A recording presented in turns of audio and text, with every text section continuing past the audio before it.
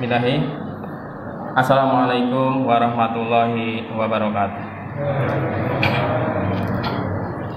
Innal hamdalillah nahmaduhu wa nasta'inuhu wa nastaghfiruh wa na'udzu billahi min shururi anfusina wa min sayyiati a'malina may yahdihillahu fala mudhillalah wa may yudlil fala hadiyalah. Asyhadu an la ilaha illallah wahdahu la syarikalah wa asyhadu anna Muhammadan abduhu wa rasuluhu amma ba'd.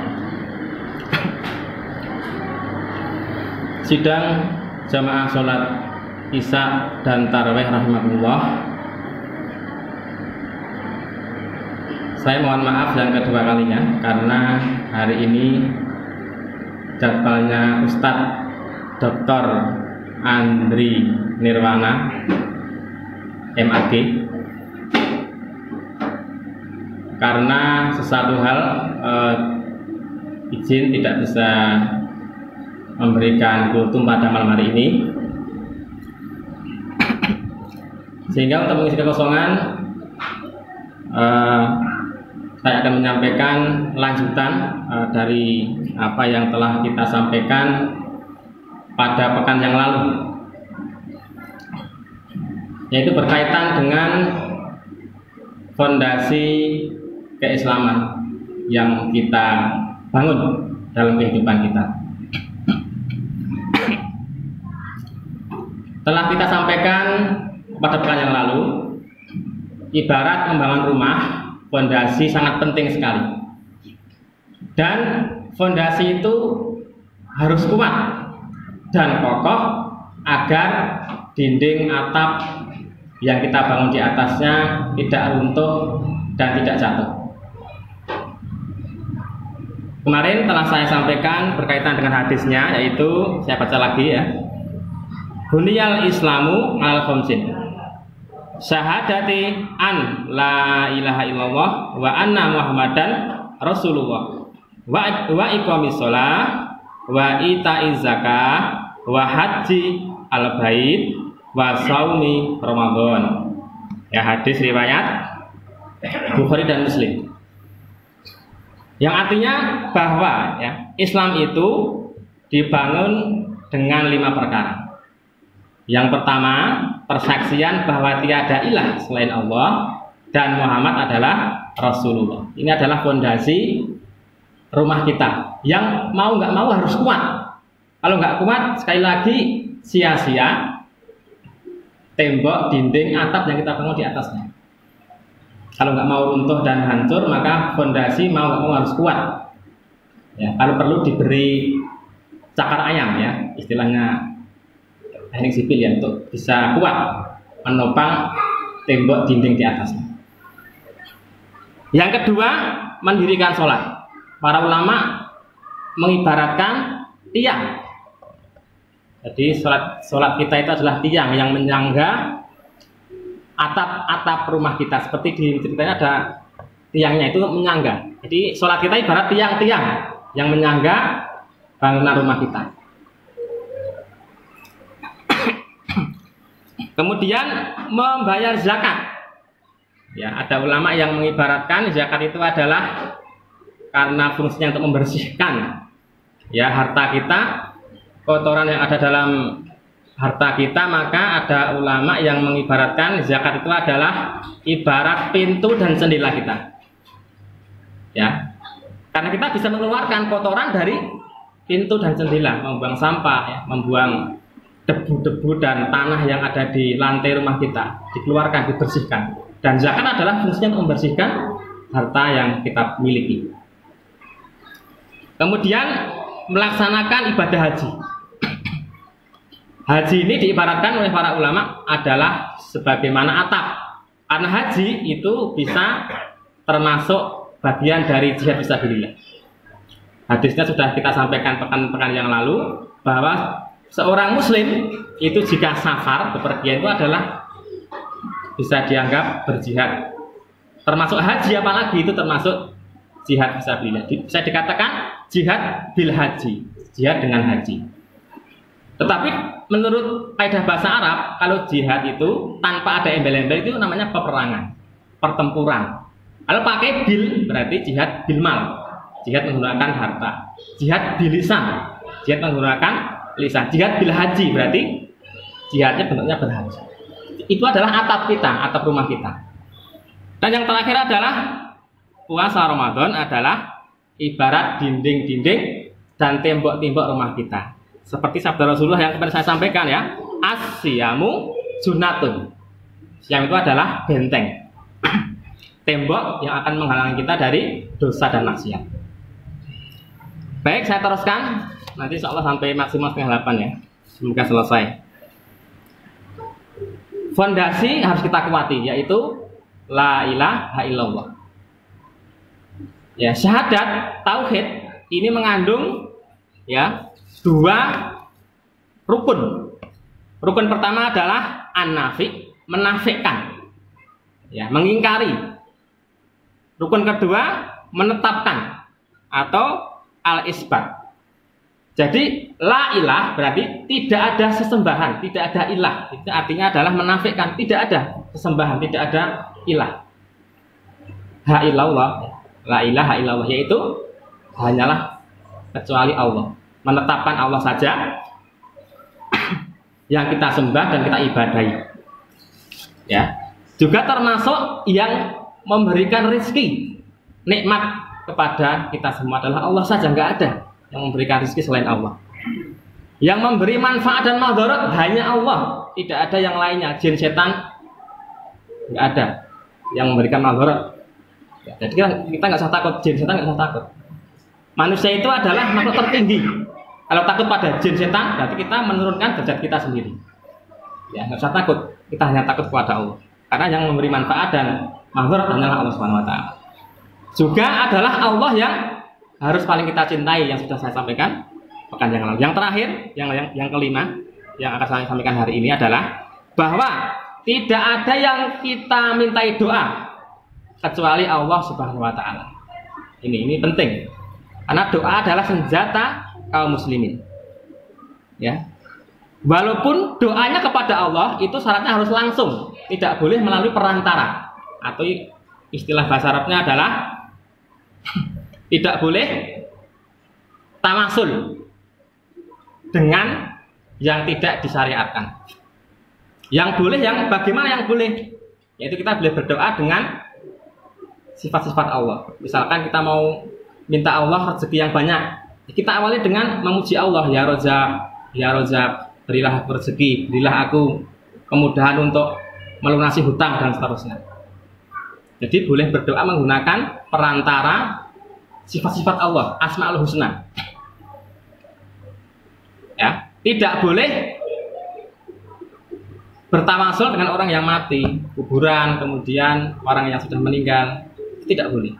Termasuk nanti jatuh kepada meminta doa selain pada Allah. Ya, boleh juga berdoa pada Allah dengan perantara orang yang solih yang masih hidup. Misalkan Ustadz Gatot gitu ya, dimintai doa Ustadz Gatot, panjenengan doakan kula angsal. Jadi minta didoakan orang solih, boleh. Yang ketiga, boleh juga berdoa menggunakan perantara amal soleh. Dengan bersedekah, ya Allah, jika Engkau terima sedekahku, sembuhkanlah penyakit anakku misalkan. Itu boleh. Seperti ya cerita yang sudah kita kenal, cerita kisah 3 pemuda ya yang ada di gua. Ya, karena guanya sudah tertutup rapat, mereka bertiga menyiapkan amal soleh yang mereka andalkan. Tidak saya ceritakan, nanti waktunya habis. Akhirnya apa? 3 pemuda itu bisa keluar gua dengan bertawasul 3 amal solehnya. Jadi sekali lagi, yang kelima adalah kita tidak boleh berdoa. Ya, tiada yang kita mintai doa, itu adalah pengingkaran. Tidak ada yang dimintai doa kecuali Allah.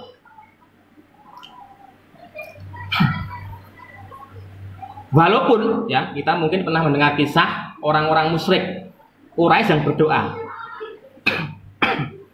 Ya, orang musyrik pada zaman dulu itu mungkin kalau kita lihat menyembah Lata dan Uzza, menyembah patung. Tapi kalau mereka ditanya, loh, kamu kok menyembah patung kenapa? Mereka menolak. Ya, dengan jawaban begini, jawaban orang musyrik itu abadikan Allah dalam surat Az-Zumar ayat 3. Tatkala orang musyrik itu menyembah patung, diingatkan. Mereka membantah, aku nggak menyembah patung, tapi aku hanya menggunakan perantara patung ini untuk dekat pada Allah. Jadi nggak langsung doa pada patung, tidak. Perantaranya patung ini nggak boleh, karena itu selain 3 tadi. Ya, kita lihat nanti bisa dilihat surat Az-Zumar ayat yang ke-3. Allah berfirman, ya, a'udzubillahi minasyaitonirrajim. Ma na'buduhum illa liyuqarribuna ilallahi zulfa. Ya, kata orang-orang musyrik zaman dulu, kami tidak menyembah mereka, nggak menyembah patung, nggak menyembah arca, melainkan supaya kami, ya, melainkan supaya mereka itu patung itu mendekatkan kami kepada Allah dengan sedekat-dekatnya. Nah ini. Jadi sebetulnya mereka nggak nyembah patung langsung, nggak nyembah kuburan langsung, tidak. Ini sebagai perantara.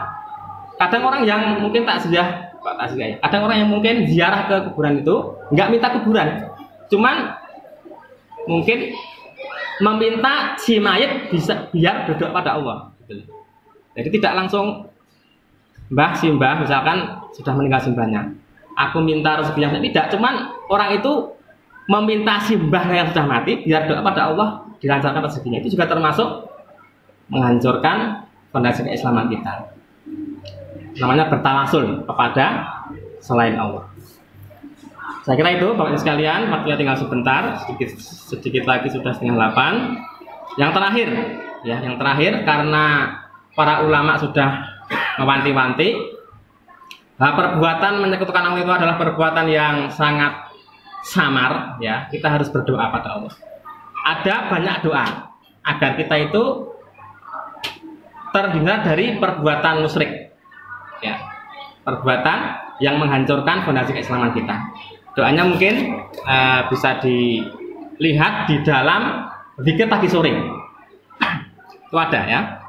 Saya bacakan saja doanya. Doanya banyak versi, tapi ini saya bacakan versi yang mudah saja. Ya, doa berlindung dari kesyirikan. Ya. Allahumma, ya, ini a'udzubika an usyrika bika wa ana a'lam wa astaghfiruka lima la a'lamu.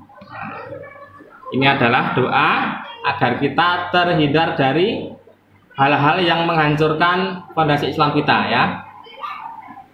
Karena kalau kita nggak berlindung, kadang kita terjerumus secara tidak sadar. Karena begitu lembutnya perbuatan yang termasuk kemusyrikan itu. Artinya, ya Allah, ya, sesungguhnya kami berlindung kepadamu dari perbuatan menyekutukanmu, sedangkan aku mengetahuinya. Jadi kalau kita tahu, tetap berlindung kepada Allah. Ya, dan aku memohon ampun kepadamu terhadap kesyirikan yang tidak aku ketahui. Kata nggak sadar, mengucapkan mungkin, ya, kamu yang paling kucintai, itu berbahaya. Karena yang paling kucintai adalah Allah, yang tertinggi adalah Allah. Yang tercinta, kadang kita kan nggak sadar, ya, menulis surat itu yang tercinta. Gitu. Mungkin itu jatuhnya nggak syirik besar sih, cuman kalau hati kita tetap Allah yang kita cintai yang paling tinggi, ya, itu termasuk nanti akan, ya, minimal dosa kesyirikan kecil nanti, ya. Yang tercinta, yang terhormat, itu bisa diganti yang kami hormati, yang kami cintai. Nah, tidak pakai, kalau ter itu kan istilahnya paling, gitu, ya. Paling. Maka kadang-kadang kita nggak sadar, ya, kita sakit kemudian, wah, obat ini manjur, kalau nggak ada obat ini mungkin aku nggak sembuh. Itu termasuk bahaya. Karena yang memberikan kesembuhan hanyalah Allah, hanya perantaranya adalah obat tadi. Kadang kita nggak sadar, maka kita berlindung, berdoa kepada Allah dengan doa. Maka kita tirukan, ya, biar nanti kalau nggak hafal bisa dibuka di zikir, doa zikir pada sore banyak. Maka kita sareng-sareng, ya. Allahumma ini a'udzubika anusyrika bika wa ana a'lamu wa astaghfiruka lima la a'lamu. Monggo dipun lanjutaken artinya ditirukan. Ya Allah, sesungguhnya kami sesungguhnya kami berlindung kepadamu dari perbuatan menyekutukanmu, sedangkan aku mengetahui, dan aku memohon ampun kepadamu ya Allah terhadap kesyirikan yang tidak aku ketahui. Makatan mugi bermanfaat. Subhanaka Allahumma wa bihamdika asyhadu alla ilaha illa anta astaghfiruka wa atubu ilaik. Wassalamualaikum warahmatullahi wabarakatuh. Ya Rajai, Ya Rajai, Ya Rajai.